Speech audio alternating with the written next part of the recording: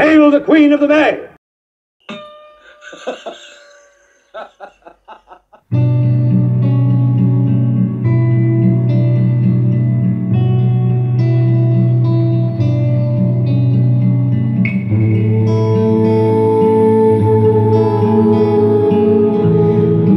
As the sun lofts higher and the tilted earth turns, the ground warms and hearts sink in rhythm with nature's pulse. The hardships and cold of winter are banished, unmourned.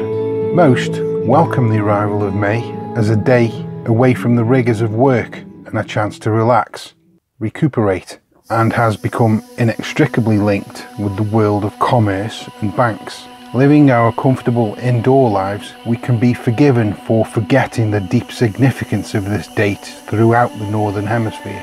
In the wonder-disabled and disenchanted world we find ourselves, it is time to awaken, wash our faces in the dew and immerse ourselves in the May. Welcome to Saturday Morning Seance. Our ideas and perspectives of May Day, dancing children around a maypole, village fetes, foot races, floral parades and old ladies overseeing tombolas on the village green are largely, but not solely, the product of two key forces.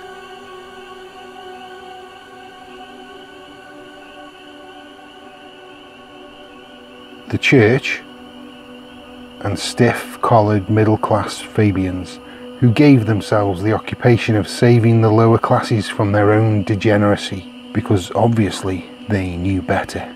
This bastardized, diluted, sterilised and transformed May Day revels into something palatable, decent for the upper echelons of society and burgeoning middle class. The fires, licentiousness and eroticisms of May quenched. But if we take a peep under the hemline of the May Queen's petticoat, we can see and feel something more primal. Nature, gushing with rising sap and raging hormone. This month exposes the entanglement between us and the natural world, the re-emergence of the magical, life swelling out from the earth from black winter's grave. This time is saturated by its past and associated stories. The cold hand of modernity has weakened our spiritual relationship with the landscape, denuded, relegated it to days out.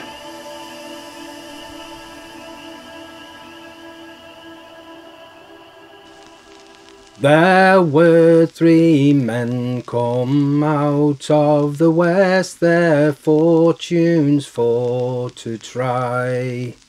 And these 3 men made a solemn vow, John Barleycorn should die. They've sowed, they've ploughed, they've harrowed him in, throwed clods upon his head. And these 3 men made a solemn vow, John Barleycorn was dead. Sacrifices for the goddess of the grain somewhat tragically morph into an adolescent girl who is appointed the May Queen, and votive flowers bestowed by the boys and girls. Ancient as agriculture itself, some token or sacrifice, a plea to the goddess, has been given for an abundance at harvest, and we can see resonances in the tradition of burying corn dollies, human effigies woven from the remaining stalks when the last grains are cut.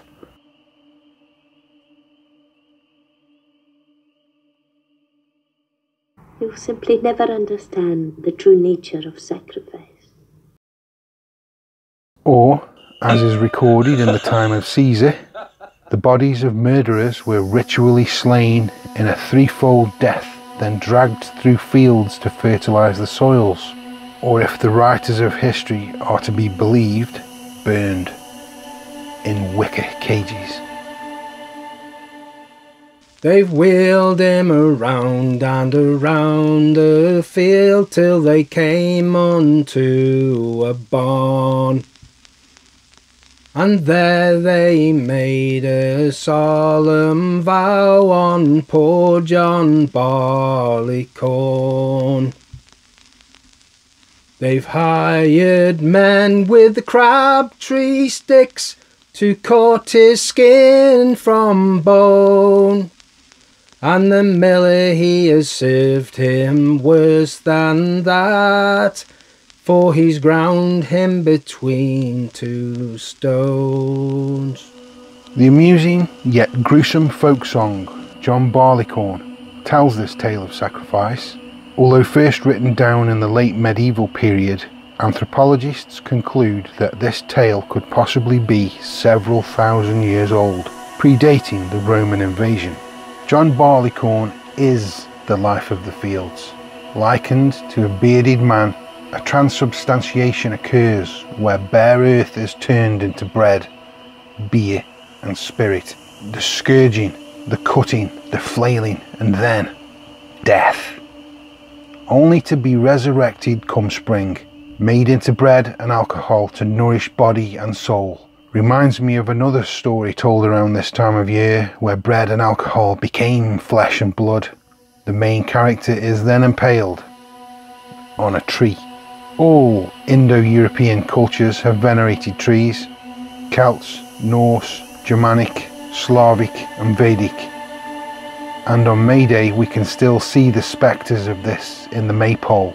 The Celtic cultures of Britain and Eire would celebrate the whitethorn tree, the hawthorn, decorate them to placate the Aishi who dwell in the mounds, leaving gifts of butter and milk. The whitethorn later substituted for the pole or shaft, the decorations becoming ribbons symbolically representing the intertwining of male and female bodies. Faint echoes of fertility rituals can be seen in the Hocktide customs of Hungerford, where men and women are bound and kissing each other, the only way to break the bonds, or the Cornish couples of the Helston Furry dance.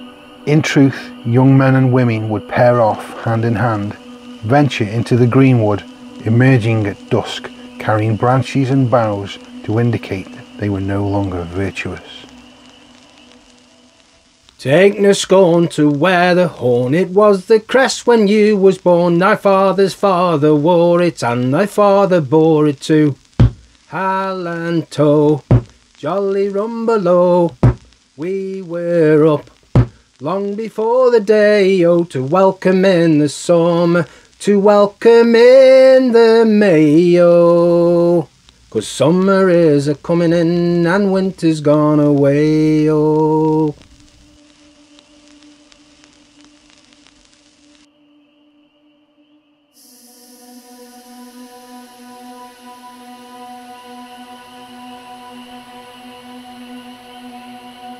Celebration of the bright fire, or Beltane as the Celts call it, would commence in the blue light of dawn.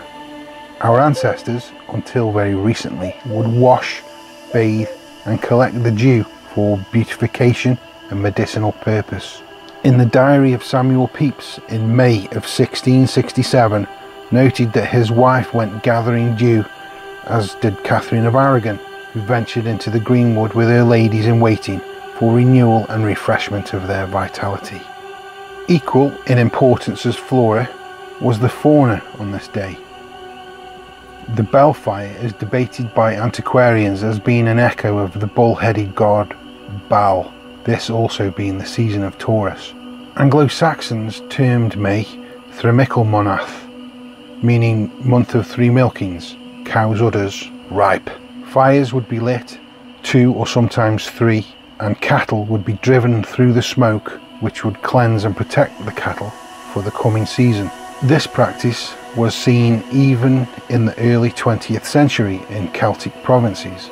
The term bonfire comes from this custom, as these ritual fires were heaped with bones and have associations with druidic practices in far-off ancient days. As with the history and rituals of other times of the year, animals made an appearance in customs on this day. The hobby horse, masked horse or ram is a common sight and can be confidently traced back 1,000 years or so to celebrations ranging from Easter, Yuletide and Samhain. more commonly known as Halloween, and some antiquarian historians link it to the Celtic cult of the horse. Others, the shamanic wearing of animal skins and horned masks. We can definitely say that the appearance of the menacing hobby horse and other beasts heralded the suspension of daily toil and the arrival of chaos, misrule, and the dissolving of boundaries. Psychic confirmation of our place, subject to nature and emboldening lawless, rebellious spirit of Robin Goodfellow and the freedoms of the Greenwood. These points in the wheel of the year are where the anomalous, anachronistic and prosaic collide, where the past is destabilized and blurs the lineage of history. The past can be experienced like the rumours on the edge of things, a confrontation of an unknowable deep time entanglement, where we are forced to recognise our relationship to material things, the tumulus stones, the mounds, ancient trees and customs which will outlast us and came before.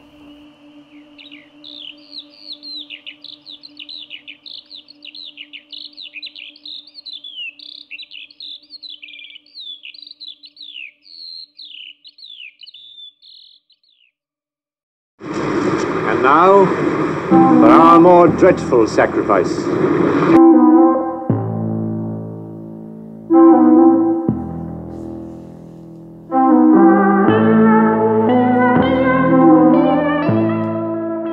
As a maker and creator, I sacrifice my time.